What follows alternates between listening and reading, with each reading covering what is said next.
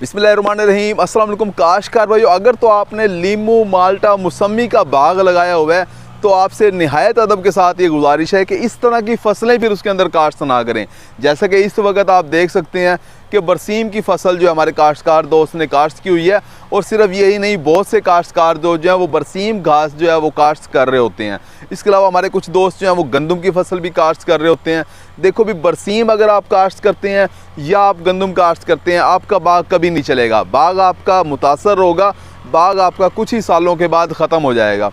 होता क्या है कि जब आप बरसीम की फसल काश्त कर लेते हैं तो आपके जो पौधे होते हैं इनकी जड़ें ख़राब हो जाती हैं। जड़ें कुछ इस तरह से ख़राब होती हैं कि मौसम सरमा के अंदर, सर्दियों के अंदर आपको बाग का पानी रोकना होता है, महीने में कोई एक ही दफ़ा पानी लग रहा होता है।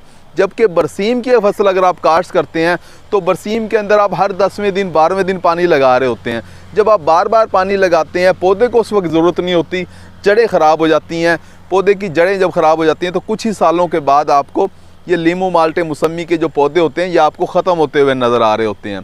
बाग के अंदर आप हालत देख सकते हैं, इस वक्त हमारे यहाँ पौधे भी कोई इतनी ज़्यादा खुशहाली के अंदर नहीं है, जबकि मौसम बहार चल रहा है, फरवरी मार्च के महीने चल रहे हैं, इस वक्त नए नए पत्ते निकल रहे होते हैं, लेकिन पौधे आपको खुशहाल नज़र नहीं आएंगे।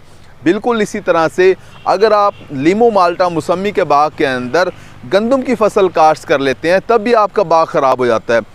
होता क्या है कि गंदम की फसल के अंदर आप फरवरी या मार्च के महीने के अंदर पानी बंद कर देते हैं, जबकि यही वो वक्त होता है जिस वक्त लीमू, माल्टे, मौसमी के बागात को पानी लगाना होता है, क्योंकि मौसम गर्म होना शुरू हो जाता है, दर्जा हरारत बढ़ रहा होता है और साथ में नए नए पत्ते निकल रहे होते हैं। बाग के ऊपर आप देखोगे इस वक्त आपको नए नए पत्ते नज़र आ रहे होंगे, साथ में कलियाँ भी आपको नज़र आ रही होती हैं।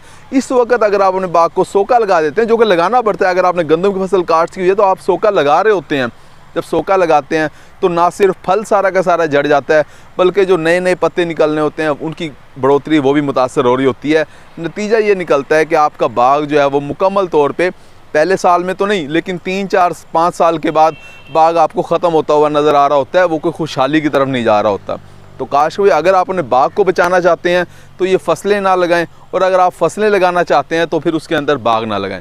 उम्मीद है कि वीडियो आपको समझ आ गई होगी। अपना ख्याल रखिएगा। अल्लाह हाफिज़।